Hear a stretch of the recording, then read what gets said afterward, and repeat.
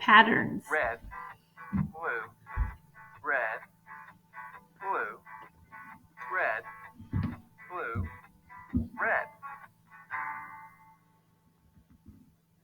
What comes next? I don't know what to do.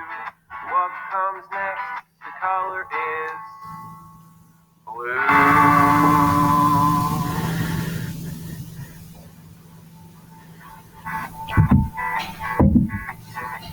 6, 3, 3, 6, 3, 3, 6, 3.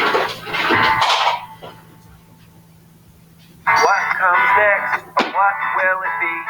What comes next? The number is 3.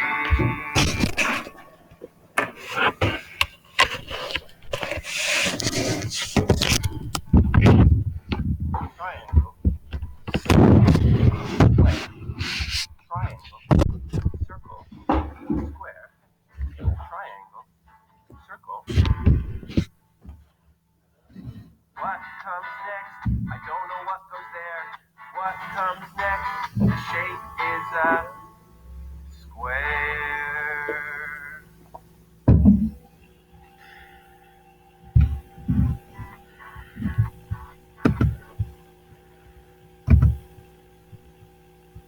We all know about patterns. Let's take a look at patterns we normally wouldn't think when we think about patterns. Take a look.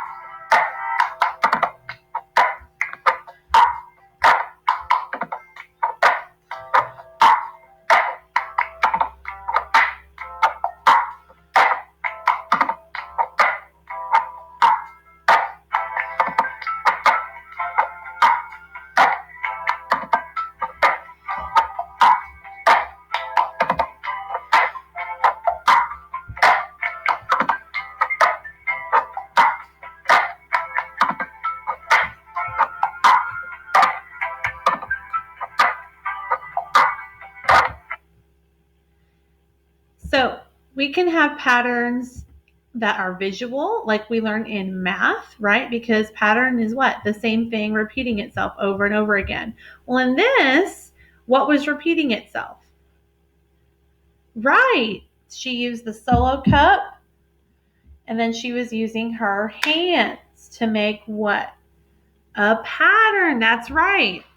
So if you I want us now to close our eyes, and I want us just to listen for that pattern. Okay, so we're going to listen to the rest of the pattern with our eyes closed.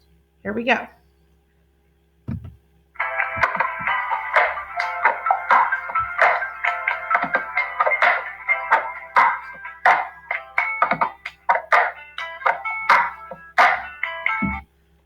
All right. Now we're going to listen to it one more time, and I want to see if you can mimic what means do the same thing that she's doing. Okay, so I'm going to back it up a little. Here we go. Close your eyes.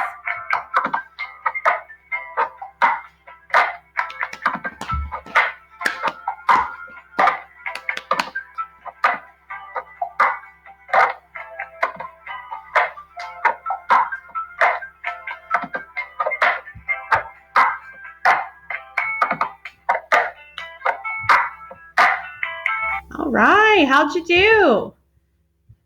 Okay, just like we had patterns with the cups and clapping and with visual, you can also have a pattern with weather. Last week we talked about the weather, and we decided that fall is a cool month, and then we have winter, which is a cold month.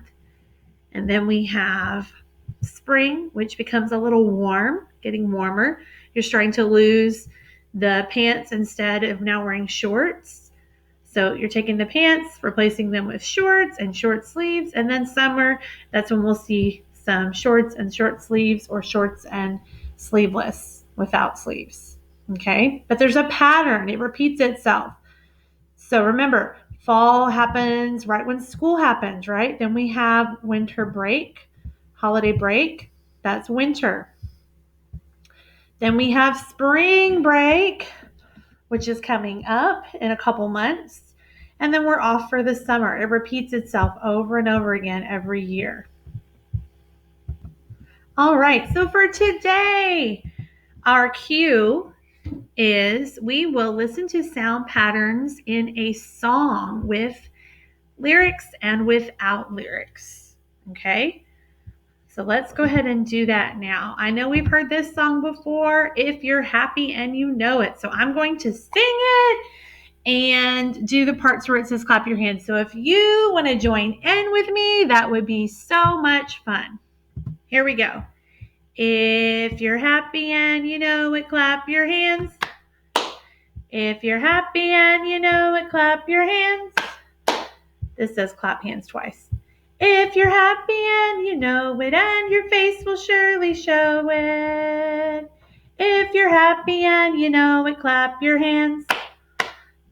If you're happy and you know it, tap your toe. If you're happy and you know it, tap your toe. If you're happy and you know it, then your face will surely show it. If you're happy and you know it, tap your toe. If you're happy and you know it, nod your head. If you're happy and you know it, nod your head.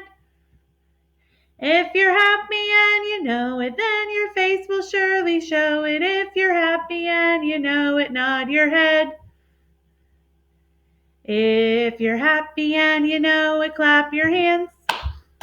If you're happy and you know it, clap your hands. If you're happy and you know it, then you're what? They should surely show it. If you're happy and you know it, clap your hands. All right, so what lines repeated in that? If you're happy and you know it, then your face will surely show it. If you're happy and you know it, do what? Clap your hands. That's right. So they repeat, right? They happen over and over again. There's a little variation, right? One time we smiled, one time we clapped our hands, one time we tapped our toes, and then for one chorus we nodded our head. The chorus just means a part of the song. Okay? Okay, so now if I go back to our cue to review, it says we will listen to a sound pattern in a song like If You're Happy and You Know It, with lyrics are the words, and without lyrics, the words. So now I'm going to just do the clapping part, okay? So no lyrics. Ready? Here we go. I might do a little humming.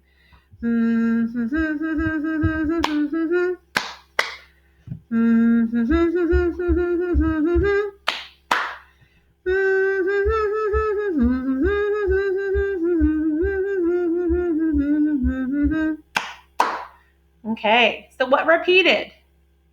What was I doing with my hands? I was clapping, that's right. And then I was also making the sound with using my vocal cords. In other words, my voice, okay? So your turn. You will create a sound pattern of your very own. Now listen very carefully, listen. Let's think about it. What could we use? Now, think about the materials left over from yesterday. You have some cotton, I believe. You have a Solo cup. You might even have some of your hard-boiled egg remnants. What could you use? Could be something from your desk. What materials do you have that you could use to make a sound pattern? Now, remember, a pattern repeats itself. So give yourself some think time. Here we go.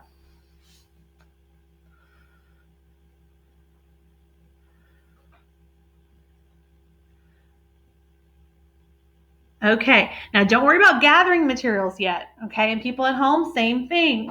You can find what you have at home to use. I am going to use what I have at home. So, watch this.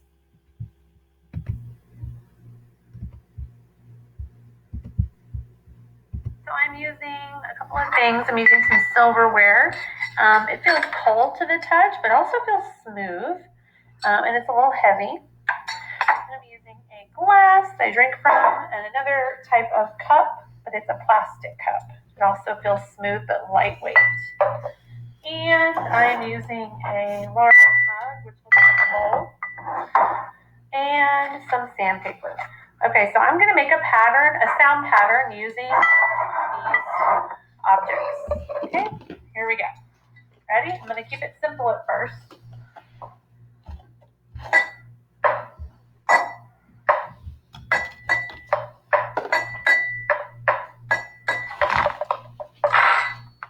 And there we go. Why did the phone do that? Oh, could it have been the vibrations from this? All right, now I'm going to add a third. So I've got a spoon, a knife, and a fork.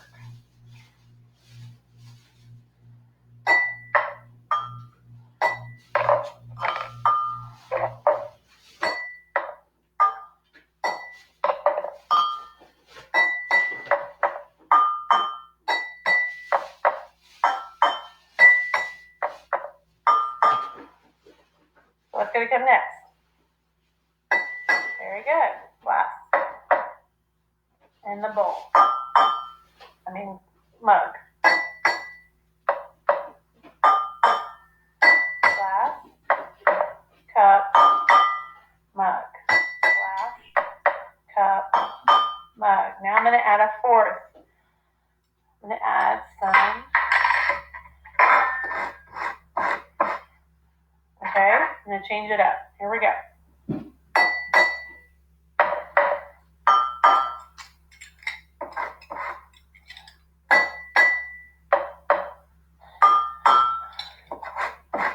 What's going to come next? The glass.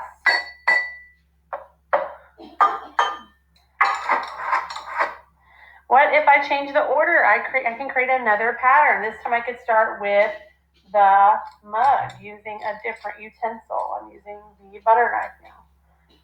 And maybe I decide I don't want to use all of the objects. I can just do these three: sandpaper, mug, and glass. Ready?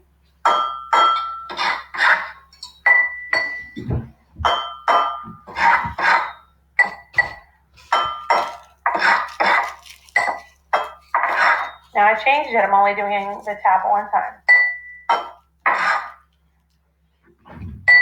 What comes next? The scratch paper. All right, your turn.